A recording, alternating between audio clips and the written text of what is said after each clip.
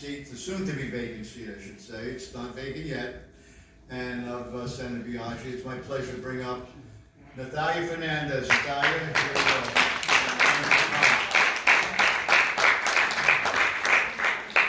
All right, good evening. Thank you so much for the invitation. Happy to be here tonight, and happy to meet everyone. I am Nathalia Fernandez. I'm the current State Assemblymember for District 80 that has the neighborhoods of Pelham Parkway, Morris Park, Allerton, Pelham Gardens, Mosholu Parkway. First got elected in 2018 during the special election. Before that, I was Bronx Regional Director for Governor Cuomo. Before that, I was Chief of Staff to Assemblyman Mark Jonah.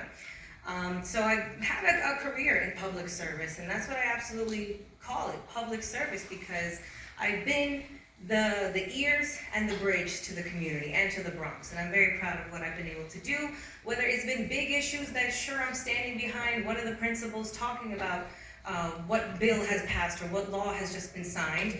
But I've also been the one in the office calling city agencies, calling state agencies, calling landlords, dealing with unruly tenants to make sure that quality of life is addressed. And that's the candidate that I want you to see me as, because yes, I'm the Democrat and you can boo it if you want, but the person that I am is someone that is here to help. The person that I am and who I hope you'll vote for is someone who comes to you, who responds to the call, and will give you an answer, whether it's the one you want, the one you don't want, or the one we can work on to make it be something. So in my time in this community, I've had passions and focuses that I've given my personal time and attention to. Before I ever started in public service, and here in the Bronx, I was a volunteer coordinator for at-risk youth, suicidal youth, particularly young women of color, Latinas. And because I saw at the time, just on basic facts, but also with examples that I've seen in my own friend circles and family circles, that we're seeing our children suffer depression earlier. We're seeing our children getting anxiety at younger age. We're recognizing it. So when I entered the assembly, my main focus was mental health. It was our youth and how we're helping them. I've introduced legislation that at this time we see the federal stimulus is aiding that initiative without passing the legislation, but to mandate mental health services in our schools. We need our teachers, administrators to be able to recognize the signs of mental health concerns in our kids as young as 5 years old, because nowadays we're hearing terrible things that even as young as 5, they're having negative thoughts, suicidal thoughts, and it's a crisis that we really need to address. So a bill that I did pass and get signed into law divided up the demographics of where we're seeing this crisis rise between Latina youth, Black male youth, our veterans, rural New Yorkers and upstate, and the LGBTQ community. So for that battle, still work to do and still attention to be given to all those demographics, because it's a crisis that we don't want to see continue, and the pandemic has only made it worse. But in the time of the pandemic, 2020 started, I've been in office since 2018. I've been somebody that's been on the ground. From the first week that we saw this state shut down, I was already planning food events in my district before we saw everybody doing a food giveaway.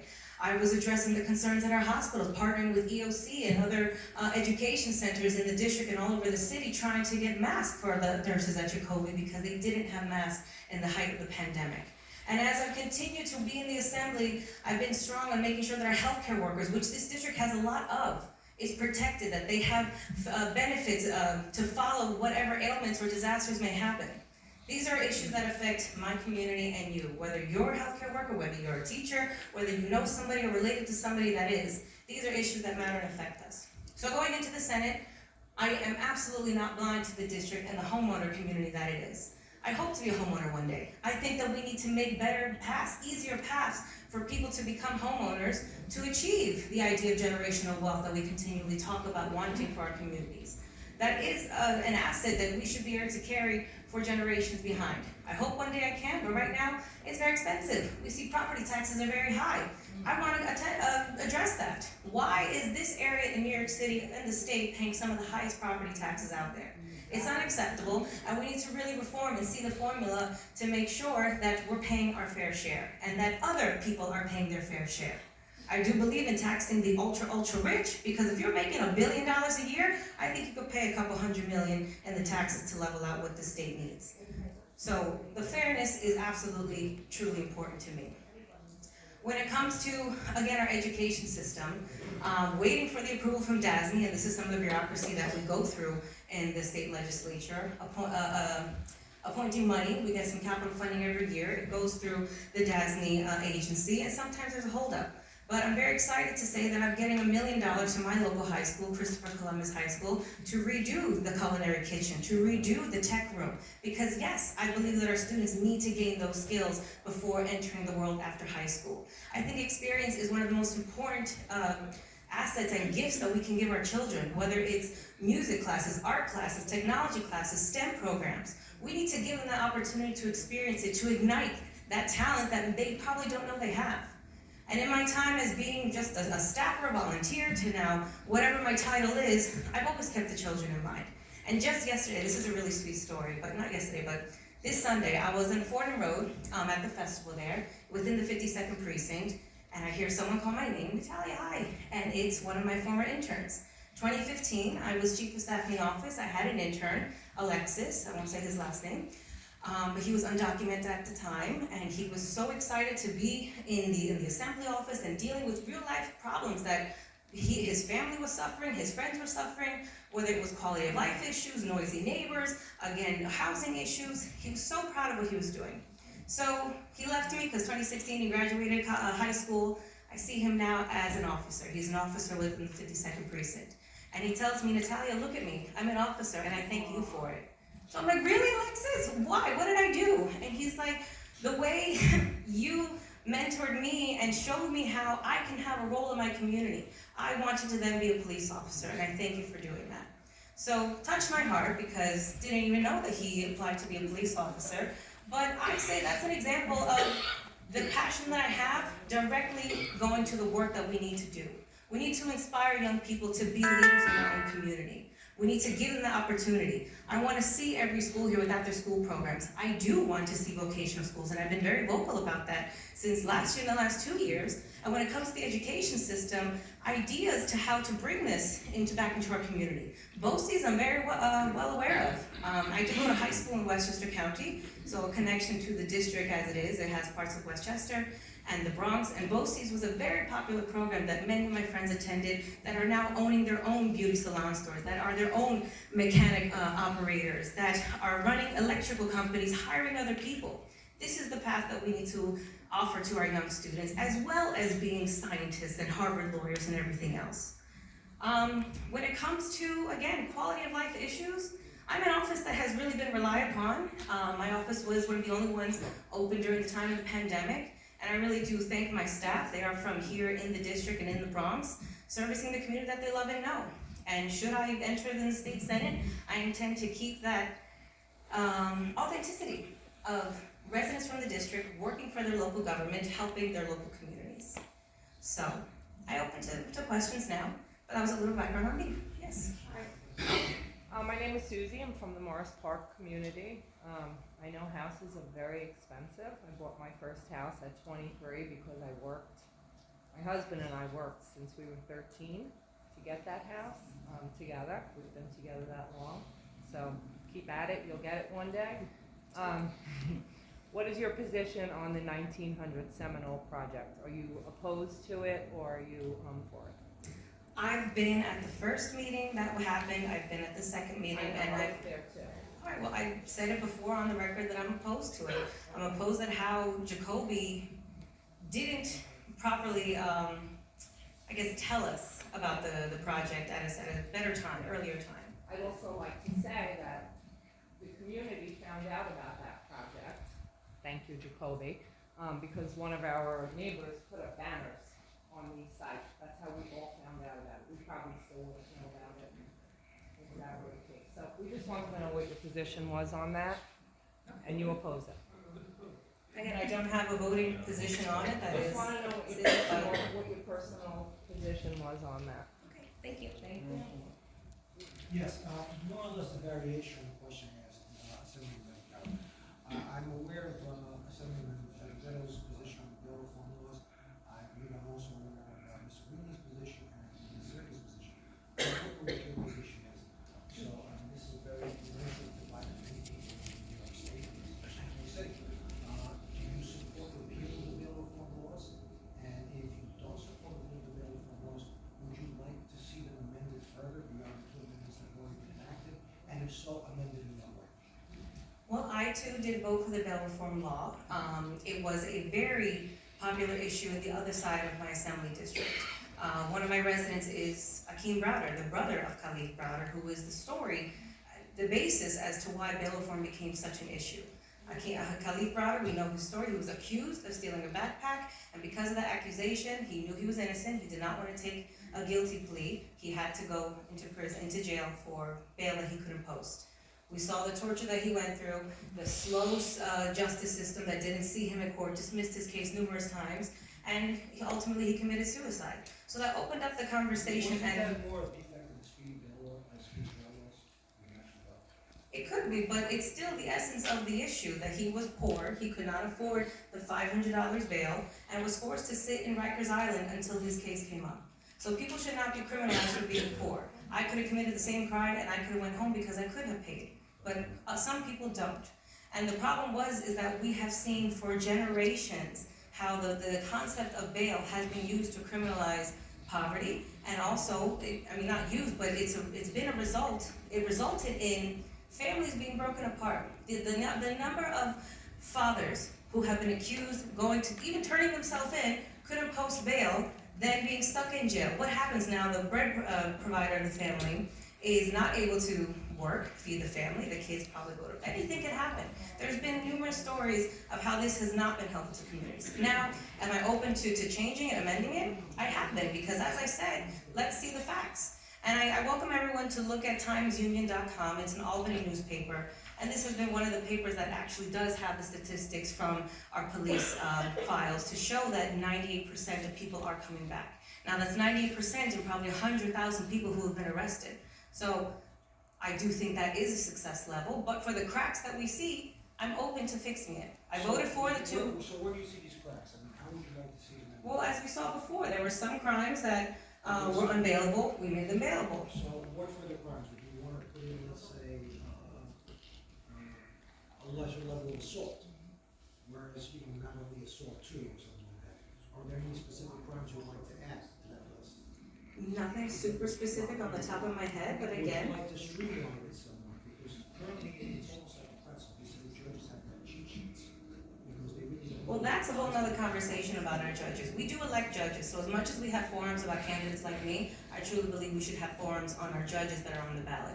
Because we've caught some judges not applying the law correctly. The man who was wielding the axe in McDonald's, he got charged for like 4th-degree assault. He should have got charged for murder. You were wielding an axe in McDonald's. So why didn't that judge properly charge that man? Because we can't. No, he could have. He could have. And this is conversations that we're adding to the problem, because it's not just the fault of bail reform. It's many different issues in all parts of the criminal justice system. And I do think we need to have time, or give time, to educate the judges and the new judges on the law and how and when they can apply it. Because there are judges getting elected right after law school.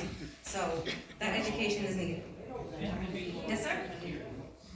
What legislation are you most proud of? My legislation, well, I did mention my research legislation about suicide causes. Another one of my legislative bills was for small businesses, actually. This bill that I passed this year, the pandemic caused a lot of businesses to close abruptly. Why? Because you couldn't pay insurance, you couldn't pay rent, whatever reason it may be. A bill that I introduced and it got signed into law this year now allows a small business owner to open up a new insurance claim while paying debt from the old claim. Because as it was, you could not open up a new insurance claim if you still had debt on the old one.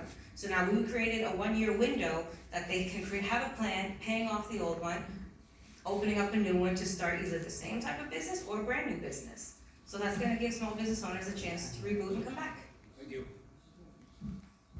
I'd like to know one thing. Do you back up the bill? I do support our police. I have never said, and you can look for it on all my Twitter feeds, Facebook, whatever, I've never stood by the statement, defund the police. Never. I have a great relationship with the 49th precinct and the 52nd precinct that I currently work with now. Having sat down many times with our officers, community affairs, the inspectors, to talk about the real issues here, good or bad. And sometimes I've had bad conversations. Families, literally right now, who have endured crime on their homes. I don't want to go too, no, let me not talk about the personal case. But I've had conversation with the precinct about how they're not doing their job. I had conversation with the precinct about how good they're doing their job. I've had conversations about how I can help them do the job better. So the relationship between the police and our community is absolutely important. And like I said, I'm happy that Alexis was inspired to go be a police officer to now further support his community.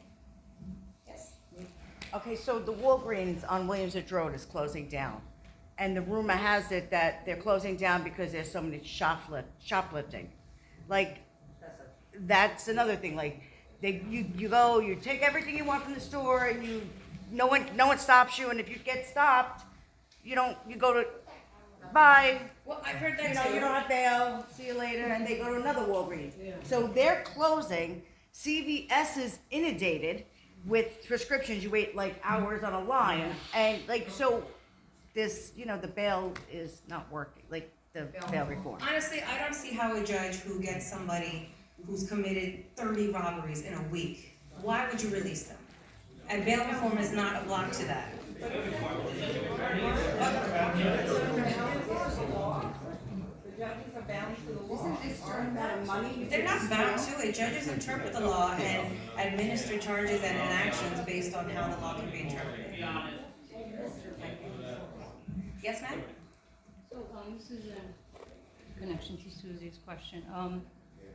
What have you done to back us for, and I know you don't vote on this, but you are the voice of our community, and we don't feel, I've heard you say back flip-floppy type of answers to the question, do you back the 1900 project?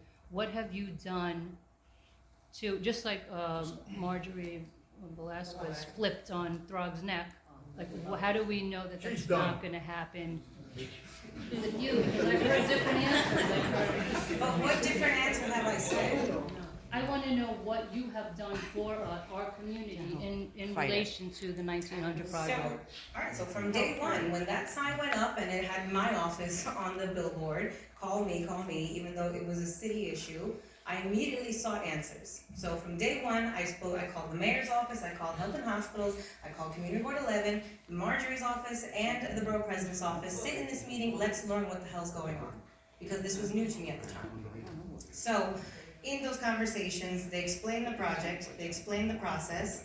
I brought then all the information to the community board, who has not been getting a response from the council member, I think, and tried to get answers for the immediate questions that I was getting. So I know that I was on News 12 with Fortune Society, but because the biggest concern that I was hearing at that moment was that they were gonna break the wall. So I wanted to know right away, this is not a plan, what is the plan, we're not breaking the wall. I tried to affirm what we didn't know at the time. So, excuse me? Did you get answers? Yes, they're not planning to break the wall. But they're still planning the criminals to come They in. said they don't plan to break the wall, that doesn't mean they're not going to do it. No, but Right again, now all of it's not this in needs to be determined in language. So, again, they're saying it, and I'm telling you what they told me, but when the process comes and that lease is written and presented to the city council, at worst, let's make sure that those words are in that this is not what's gonna happen. We don't care about the wall. We don't want. Okay, I know we don't, that was just an example. We don't care about the wall. Next question. Yes? I got a real fast question. You said before that the kid with the backpack got arrested, committed suicide in jail, so we had to stop and No, say. stop. He did not commit suicide in jail. He Oh. committed suicide in his home. Okay, but you said they had to rethink the bail laws. Okay, well, let me ask you a question. The man was arrested for sexually assaulting a woman one night, was taken to prison, was released, was taken to jail, 4 hours later was released, and raped another woman. So why doesn't everything stop right there and say, we have to rethink this bail reform? Why does that, why is that not as important? I don't know that specific case, but that man committed another crime and got arrested Same again, then bail could have been. No. Well, my question is, why does the kid committing suicide makes us stop? All the courts stop, we have to do this, we have to rethink It was this. a But case- when one of these guys is released and hurts somebody, nothing stops. That's correct. Like brass. Why? That's correct. Why isn't it the other way around? It's always the good people that get hurt. It's never the bad Honestly, people I that have get hurt. running good people together, that's not what I'm standing here saying. I know what's happening, I know, I'm a victim of crime too in this neighborhood. And not just in this neighborhood, in the Bronx, like, this hits home too, so please don't think that I'm just oblivious to what is happening in our neighborhoods. Listen, everybody lies to us when they get up there. Right. And They I'm tell us, sir. they tell us what they're gonna do, they say, yeah, I'm with you, I'm with you, I'm with you, boom, as soon as they get in, they go the other way. That's what the last. Natalia, wrap it up, please. All right, thank you so much for this.